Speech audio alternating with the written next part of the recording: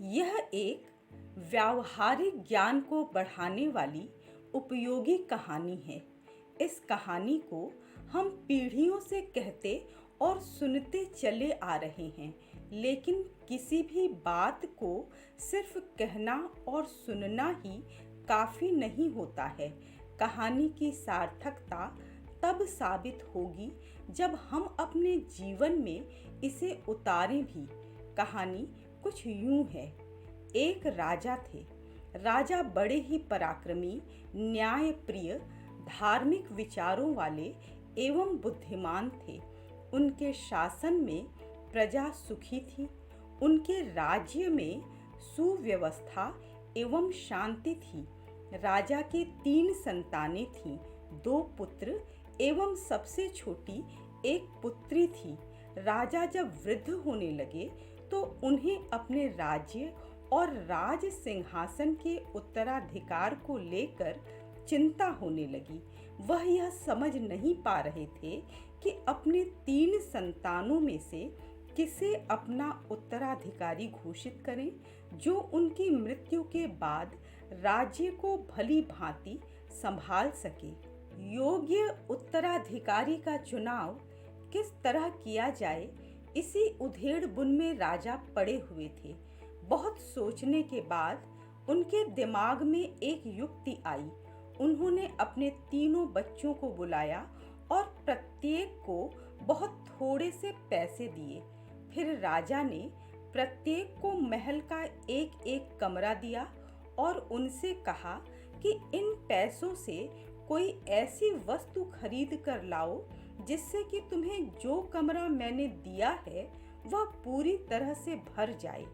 तीनों बच्चों ने अपने पिता की आज्ञा को स्वीकार किया और अपने कार्य में लग गए। सबसे बड़े पुत्र ने अपने कमरे को देखा और सोचने लगा कि पिताजी को क्या हो गया है। इतने बुद्धिमान होते हुए भी कैसी बात कह रहे हैं। इतने कम पैसों में मैं इस कमरे को कैसे भर सकता हूँ। उसने सोचना शुरू किया तो उसे लगा कि राज्य में जो सबसे सस्ती वस्तु हो वही खरीदना चाहिए। वस्तु सस्ती होगी तो कम पैसों में भी अधिक मिलेगी। सोचते सोचते उसका ध्यान खेतों की तरफ गया।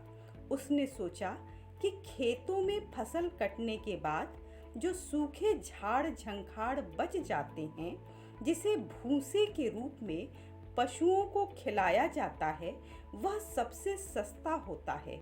यह सोचकर उसने भूसा खरीदा और अपने कमरे को भूसे से भर दिया। राजा का दूसरा पुत्र भी अपने पिता द्वारा दिए गए कार्य को पूरा करने के लिए योजना बनाने लगा। वह मन ही मन सोच रहा था कि पिताजी ने यह कैसा कार्य दिया है। इतने थोड़े से पैसे में इतने बड़े कमरे को भरना क्या आसान है।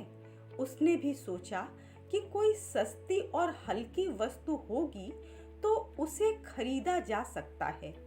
काफी दिमागी जोड़ तोड़ के बाद उसका ध्यान रुई की तरफ गया। उसने फैसला किया कि वह रुई ही खरीदेगा, क्योंकि रुई हल्की होने के कारण कम पैसों में अधिक मिलेगी और उससे कमरे को भरा जा सकता है। उसने वैसा ही किया। राजा की सबसे छोटी संतान एक कन्या थी। वह अपने बड़े भाइयों की तुलना में अधिक समझदार थी।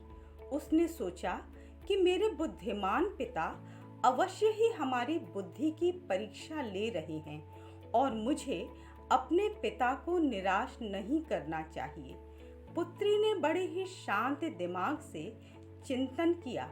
उसने सोचा, निरर्थक वस्तुएं ही सस्ती होती हैं, इसलिए उन वस्तुओं से कमरे को भरना आसान हो सकता है, किंतु क्या यह सही भी होगा?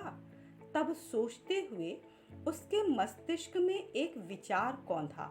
उसने अपने पिता द्वारा प्राप्त पैसे से एक छोटा सा मिट्टी का दिया खरीदा। उस दिए में तेल और बाती डाली। फिर उसने एक माचिस की डिब्बी और बैठने के लिए एक छोटी सी सुंदर आसनी खरीदी। यह सब कुछ उसने उतने ही पैसों में खरीद लिया जितना पैसा उसे राजा से मिला था।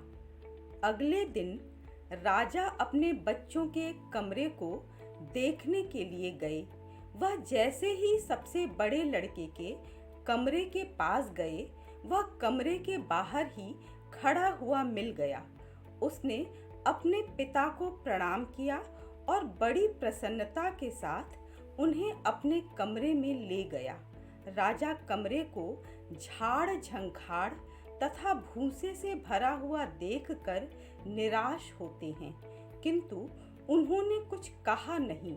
वह वहां से लौट आए। उसके बाद राजा अपने दूसरे बेटे के कमरे को देखने के लिए गए। वह भी अपने कमरे के बाहर खड़ा होकर राजा की प्रतीक्षा कर रहा था। उसने अपने पिता को झुककर प्रणाम किया और बड़ी खुशी के साथ राजा को अपना कमरा दिखाया। इस कमरे को रुई से भरा देख राजा फिर परेशान हुए, लेकिन उन्होंने यहाँ भी कुछ नहीं कहा। वह वहाँ से चले आए। अंत में राजा अपनी सबसे छोटी पुत्री के कमरे की ओर गए। पुत्री कमरे के द्वार पर खड़ी होकर अपने पिता की राह देख रही थी। राजा को देखते ही उसने आगे बढ़कर अपने पिता का स्वागत किया और उन्हें प्रणाम करते हुए अपने कमरे में ले गई। कमरे के अंदर जाते ही राजा का चेहरा प्रसन्नता से चमक उठा। कमरा साफ सुथरा था, उसमें दीपक का प्रकाश भरा हुआ था। पुत्री ने राजा को सम्मान के साथ आसनी पर बैठाया। राजा खुशी से गदगद हो गए। उन्होंने गर्व के साथ अपनी पुत्री को हृदय से लगाया और कहा, मुझे अपनी उत्तराधिकारी मिल गई। इसके बाद राजा ने अपने राज दरबार में सबको एकत्रित किया और कहा कि मुझे अपने राज्य के लिए योग्य उत्तराधिकारी मिल गया है।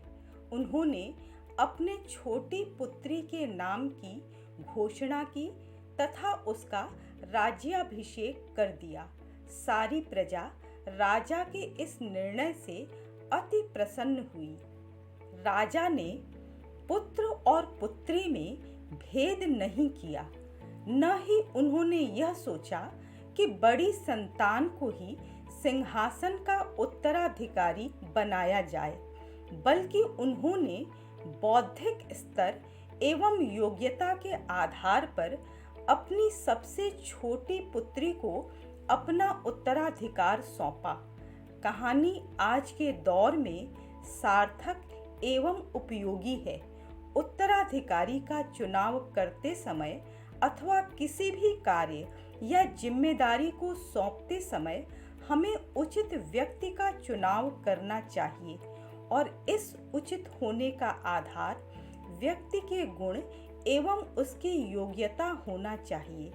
इसके अतिरिक्त और कुछ भी नहीं।